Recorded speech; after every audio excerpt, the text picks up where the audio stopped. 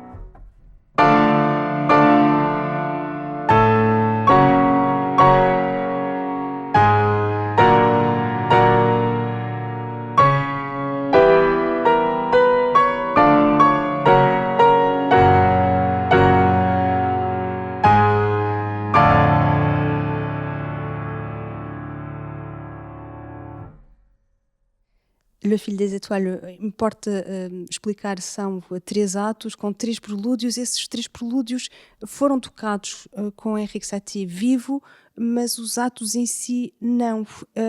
E este trabalho, quando estes prelúdios, quando são tocados, exigem uma escuta que é pouco habitual. Sim, são mesmo obras de concentração e de estar no momento. Enquanto há música que é muito fogo de artifício e se vê o virtuosismo do pianista e quão rápido toca, e aqui é completamente o oposto. Aliás, há um elemento interessante e que acredito que seja estranho para o público, é que nesta peça, especialmente nos atos, na música dos atos, há elementos que são comuns aos diferentes atos. Portanto, há elementos que nós ouvimos no primeiro prelúdio, que depois vão aparecer no terceiro ato, e portanto é uma peça, eu estava a pensar nisto, e é uma peça muito labiríntica, porque os mesmos elementos são usados em partes diferentes da música e levam por caminhos diferentes, por isso também é preciso muita concentração para ter bem clara a partitura e, de facto, seguir a verdadeira ordem da música. Esta peça nasce num contexto quase místico, ligado ao escritor Joséphin Péladan. Como é que se cria um diálogo enquanto intérprete do século XXI com esta dimensão ritual desta obra? Sim, acho que tem muito a ver também com o conhecimento da vida de Erik Satie, e que de facto é um compositor rico não só pela música, mas conhecendo a sua obra, as suas outras obras, a obra escrita, o seu modo de vida, as suas relações, tudo isso alimenta a interpretação musical. E sabendo porque esta peça foi criada para os Salões Rosa Cruz, que foram encontros artísticos com exposições e também com a apresentação da obra de teatro Le Fils des Étoiles, de Joséphin Péladan. Portanto, há todo um ambiente místico que era característico da época que acaba por alimentar a minha interpretação. Há uns anos o Guggenheim também fez uma grande exposição dedicada a Joséphin Péladan e com obras criadas naquela altura e muitas delas criadas no âmbito deste Salão Rosa Cruz. Eu tenho imensa pena de não ter visto a exposição em Nova Iorque, mas comprei o catálogo e folhear aquele catálogo e no fundo mergulhar naquele ambiente. E o Joséphin Péladan era uma pessoa particular também, um megalómano, assim, uma pessoa que adorava assim, o culto da sua personalidade. Tanto é que Erik Satie acabou por se zangar com ele e, enfim, ele saiu da Rosa Cruz. Mas pronto, ver o catálogo desta exposição foi muito importante até para a criação do concerto ritual que fiz no MAC CCB, que inicialmente até pensei que pudesse ter uma relação mais aprofundada com o texto da obra de Joséphin Péladan, que li e que analisei, mas depois decidi fazer um ritual que tinha a ver até com os elementos naturais, até porque no texto de Péladan refere-se à Tábua de Esmeralda, que é um texto místico, tudo que está em baixo é como que está... tudo que cá em cima é como que está em baixo, Hermes Trismegisto, portanto havia todo esse lado místico que eu tento depois passar para a música mesmo, como neste caso do concerto de hoje, quando a peça é apresentada apenas na sua versão musical. Mas estamos também perante uma performance. Claro que como sim. É que se prepara essa performance e também como é que o público se prepara, porque também há uma preparação que se exige a quem escuta. Sim. Eu acho que há vários tipos de público, não é? Há pessoas que não gostam de ir à confiança, pessoas que precisam de conhecer a obra antes de ir aos concertos, outros gostam de ser surpreendidos, e acredito que haja muita gente hoje que vem ao concerto porque é a música de Erik Satie e que eles gostam, que apreciam, as Gnossiennes, as Gymnopédies, as obras mais famosas, e esta obra não tem nada a ver com essas obras e até pode causar alguma estranheza. Mas eu acho que também é interessante, e o facto de ouvir música ao vivo tem este lado muito mais profundo de experiência da obra, até porque num concerto há também este lado de... Idealmente as pessoas não vão verificar o telemóvel, estão completamente, mesmo que a cabeça vá por outros caminhos, estão sentadas a ouvir a peça. Portanto, este lado de imersão também é muito mais forte ouvindo a música em concerto do que ouvindo a música em casa. E para quem interpreta, para quem está sentado? perante o piano e ao lado para tocar esta obra, há também como é que se preparam para este lado e para esta componente de performance? Há vários tipos de preparação, portanto, há o lado da música, de saber a partitura, mas também o pensar muito sobre a música e pensar o porquê de tocar esta peça e pensar que ambiente é que se quer criar. Portanto, tem que se pensar em muita coisa, até mesmo no figurino, enfim, na roupa que se vai usar. Que relação é que isso tem com a música? Porque tudo faz parte, ou as luzes também. Tudo faz parte e às vezes são dimensões que nas aulas de piano, no ensino, muitas vezes os professores ensinam os alunos a tocar o melhor possível e a não pensar na questão da mise-en-scène, como é que se caminha para o piano, como é que Como se é que se faz. apresenta? Exatamente, sim, sim. Aliás, ainda outro dia, o meu afilhado, um dos meus afilhados estuda violino e mandou-me um vídeo de uma audição. E foi bastante bem, ele tocou muito bem, mas de repente fez a vénia a despachar, porque, enfim, já tinha acabado de tocar, era o mais importante. E eu disse-lhe que não, que ele devia pensar também nisso, que é bom, terminei de tocar, agora agradeço e aproveitar também aquele momento e não querer sair do palco de repente, porque os concertos também têm este lado muito efêmero, por mais que este concerto demore cerca de 1 hora, mas são muitas horas a preparar e que depois passam num ápice. Depois de trabalhar Henrique Satie, a música de Henrique Satie, ao longo de muitos anos, muito provavelmente mais de 10 anos, o que é que permanece verdadeiramente radical e inquietante ainda hoje na música de Satie? Eu acho que havia um lado dele de facto querer experimentar, sem obedecer a grandes regras.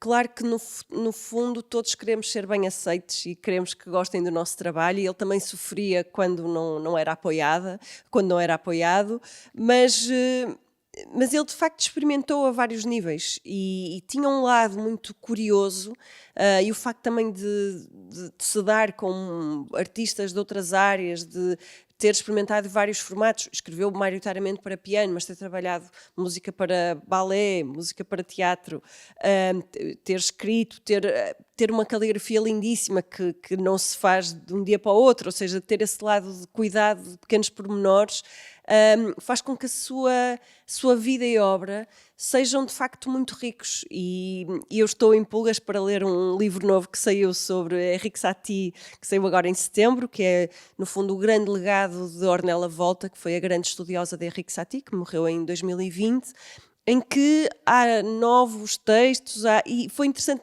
porque eu conhecia em 2016, quando vim cá fazer o concerto Satie 150, para terminar a digressão desse ano, e perguntava-lhe, mas ainda é possível descobrir coisas sobre Henrique Satie? Ela dizia, sim, é preciso muita calma para perceber novas ligações que ainda não se tinha percebido. E eu fiquei muito admirada, porque imaginei uma pessoa que já morreu há tanto tempo, que já foi estudada, como é que era possível de facto ainda descobrir coisas, e por isso estou muito curiosa por este livro. E tu, Joana, continuas a descobrir coisas sobre Henrique Satie? Sim, sim, aliás, às vezes considero-me especialista na obra de Satie. Eu não sou especialista, e não é falsa modéstia, porque a minha relação com o Henrique Satie, com a obra e a música, com a obra em geral, é uma relação emotiva, ou seja, eu toco as peças que gosto, e até o repertório que toco de Henrique Satie é relativamente curto, não toco nem um quinto, nem um sexto da obra de Satie. Portanto, só que as obras que eu escolho tocar e a forma como decido apresentar a sua música, quer seja tendo feito conferências em escolas em Portugal para divulgar a música de Satie, quer seja fazer edições à volta de Satie, no fundo tem a ver com a minha relação emotiva e emocional com Henrique Satie. Mas, portanto, há muitas obras para descobrir, e eu estou também curiosa para saber que peças é que eu ainda posso tocar e que ligações também posso fazer, não só dentro das suas obras, mas também da obra de Satie com outros compositores. De Erik Satie a Hans Otte à música contemporânea, o que é que dizem estas músicas, por vezes lentas, por vezes repetitivas, sobre o nosso modo de viver hoje em 2025? Sim, há uma preocupação minha em, de facto, desacelerar o tempo. Todos nós temos muita coisa para fazer e podemos, de alguma forma, escolher repertório que seja deste tempo, deste lado mais acelerado e mais virtuoso e mais de mostrar capacidades de tocar rápido ou de tocar coisas muito difíceis.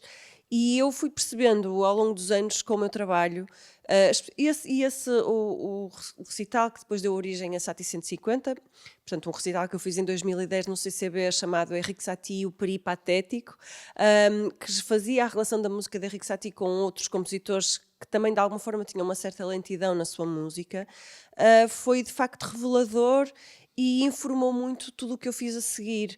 E eu, no meu trabalho, não só tocando a música de Erik Satie e de Hans Otte, mas também Federico Montpou, procuro desacelerar o tempo e criar momentos de calma, não só para o público, mas também para mim. Portanto, são obras que exigem uma disponibilidade também para aceitar estar calmo e quase em silêncio, porque é música que às vezes quase parece silêncio pelos acordes serem tão espaçados e claro, para algumas pessoas isso pode ser um problema, porque nós só conseguimos estar em paz, em silêncio, quando estamos com paz interior. E então é todo um processo meu também de procurar essa paz interior e de procurar partilhá-la em tudo o que faço, no fundo. A escuta profunda, atenta, sem pressa, é hoje algo que precisamos de reaprender? Sim, sem dúvida. Quer seja com música, quer seja sem música. Está tudo feito para nós não estarmos nunca satisfeitos.